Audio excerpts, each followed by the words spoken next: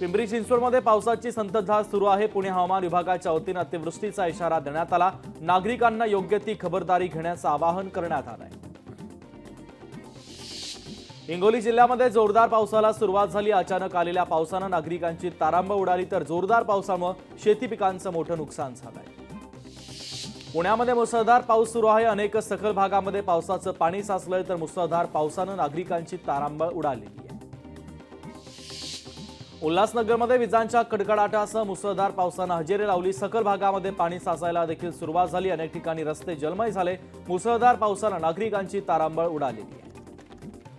भिवंडीमध्ये पावसाची दमदार हजेरी पाहायला मिळाली। दमदार पावसाने नागरिकांची तारांबळ उडाली, तर उकाड्यापासून हैराण झालेल्या नागरिकांना पावसाने दिलासा मिळाला आहे।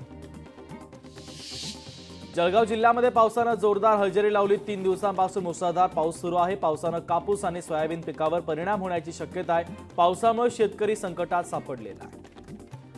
वाशिम जिल्ह्यामध्ये पावसाला सुरुवात झाली। जिल्ह्यामध्ये मागच्या काही दिवसांपासून सतत पडत असलेल्या पावसाने खरीपाच्या सोयाबीन, तूर आणि कपाशी पिकांचं मोठं नुकसान होण्याची शक्यता आहे। शेतकरी वर्गात चिंतेचं वातावरण आहे। जालन्याच्या वडीगोद्रीमध्ये ओबीसी आंदोलक आक्रमक झाले। धुळे सोलापूर महामार्ग ओबीसी आंदोलकांनी रोखलाय। वडीगोद्रीमध्ये लक्ष्मण हाके यांचं 7 दिवसांपासून उपोषण सुरू आहे।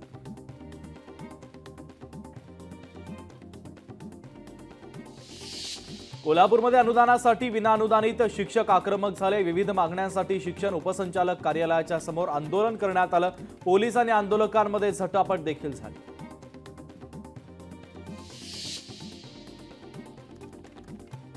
सोलापूरच्या म्हाडा मतदारसंघामध्ये नवा ट्विस्ट आलाय। उमेश परिचारक म्हाड्यातून लढण्यासाठी इच्छुक आहे। उमेश परिचारक आमदार प्रशांत परिचारक यांचे भाऊ आहेत। उमेश यांच्या भूमिकेमुळे आता राष्ट्रवादीच्या बबन शिंदे यांच्या अडचणीमध्ये वाढ होणार आहे।